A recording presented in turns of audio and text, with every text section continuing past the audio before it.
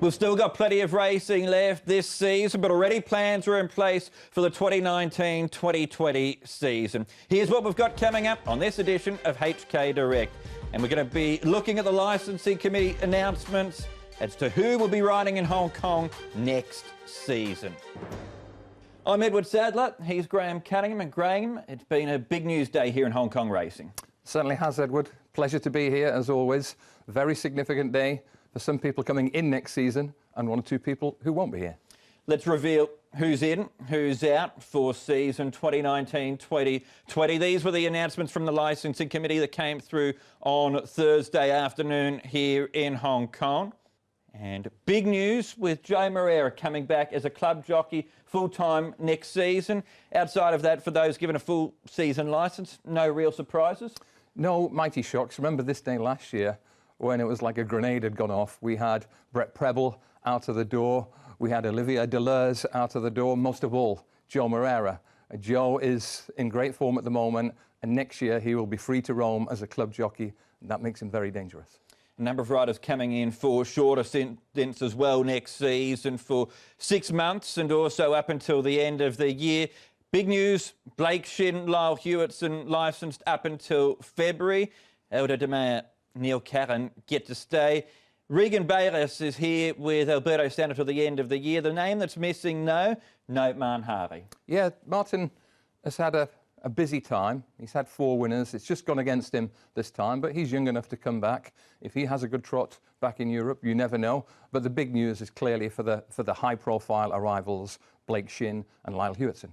What do you make of their arrivals and their potential impact on Hong Kong racing? Well, I'm just trying to stack this up, and it seems to me that the Jockey Club are making an investment both for now and for the medium and perhaps the long term. Blake Shinn is a ready-made, high-profile jockey, more than 20 Group 1 winners, very colourful backstory, just over 30 now, so in the prime of his career, he's ready to go. And as for Lyle Hewitson, 21 years of age, he's very young. He's younger than all the apprentices here in Hong Kong, Edward, but his achievements already have been very significant, and he's the type of guy who, if he builds some momentum, he could be a very significant player here over the years. Well, let's get more information then about one of the new arrivals to Hong Kong racing. Of course, Blake Shinn, top jockey in Australia, will be joining the riding ranks for the next season. He joins us on the line. Blake, I know you've had aspirations to ride overseas before. You must be rapt to get the news through that you'll be joining us here in Hong Kong next season. Yes, Ed. I'm extremely honoured to get the opportunity to ride in Hong Kong. It's been an ambition of mine for a long time to ride in Hong Kong, and I received the news this afternoon, and I'm just delighted to get the opportunity to come over and ride there next season, and I'm going to jump at it with open arms and certainly give it my best shot. Won't be the first time that you've ridden in Hong Kong. You rode in a Hong Kong Derby and also a QE2 Cup 3 years ago. What did you gain from that sort of experience here?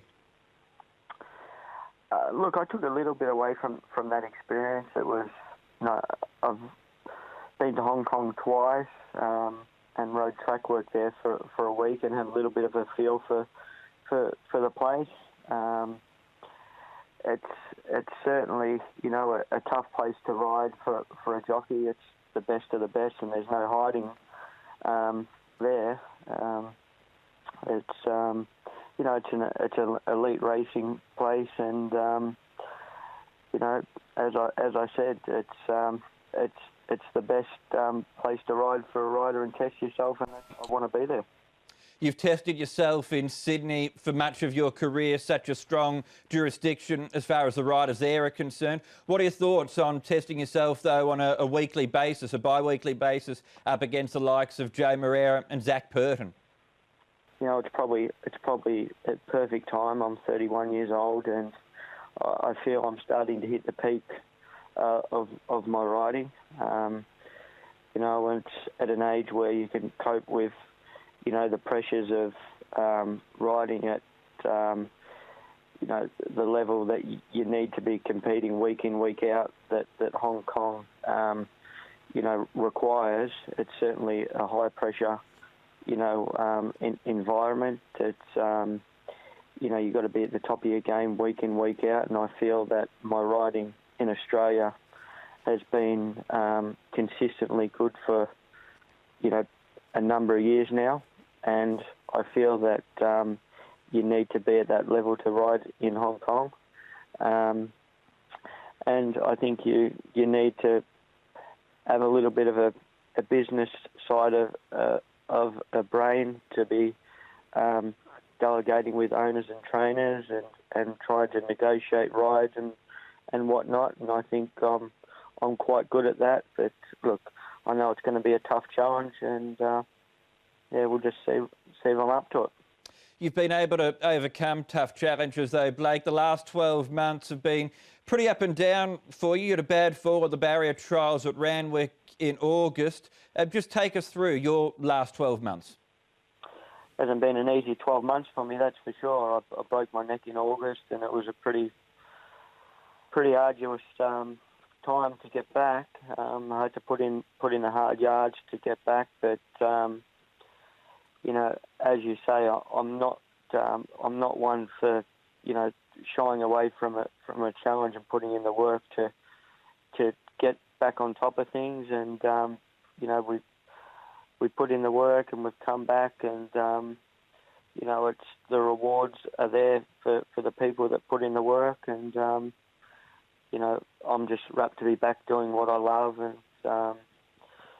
now to be getting this opportunity riding in Hong Kong, I'm just stoked, because all that hard work that I've put in, not just over the past 12 months, but throughout my whole career. It's 16 years of sacrifice and dedication, and it's now my time to be riding on the world stage, and that's where I've seen myself where I've always wanted to be. And Hong Kong, this is it now, and I'm gonna try and do my best, and hopefully get to the level where I've always seen myself. So this is certainly the realisation then of a long-term dream of yours. Yes, it is.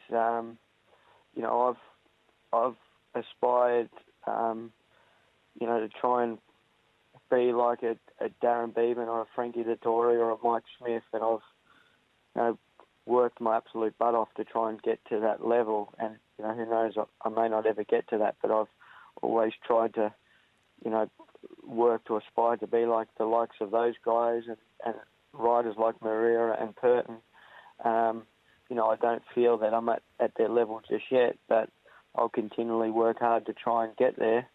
And at 31, I'm starting to get to my peak, and I feel I've got 10 to 15 years of good riding left in me, and Hong Kong's another stepping stone to try and get to the absolute elite level as a jockey. Well, Blake, thanks for taking the time to talk to us. Congratulations once again on the news. We look forward to seeing you here in Hong Kong in the middle of August, leading into the new racing season. Thank you. It's a pleasure. Okay, thanks to Blake for his time there. Graham, he aspires to be like a Frankie Dettori and Mike Smith. He's certainly an ambitious jockey. That's one of the things I detected from that chat, Edward. A measured ambition, excitement, a sort of quiet excitement, but also what I detected was a realism. And he's right to be realistic, because, as he said, he's coming here entering his peak years. One of the problems is we have two guys at the top of the table, Zach Purton and Joe Moreira. They are truly brilliant riders. They are both at the peak of their powers. And just behind him, we have Caris Teeton and Vincent Ho, who've both had real breakthrough seasons, and they're also entering prime time. The top three in the table in Hong Kong this season have ridden more than 40% of the calendar winners, and that's when one of them, Joe Moreira, didn't start until December. So it's tough at the top, but good luck to Blake Shinn. He is in for the ride of his life in the next year or two.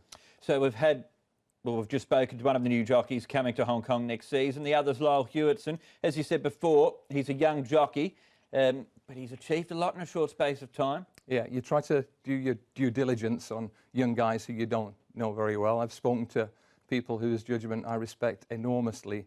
They rave about this guy's maturity, his ability, his composure his work ethic, all great things to hear. He's also very active and very positive on social media. That's a great thing for encouraging young fans into the game.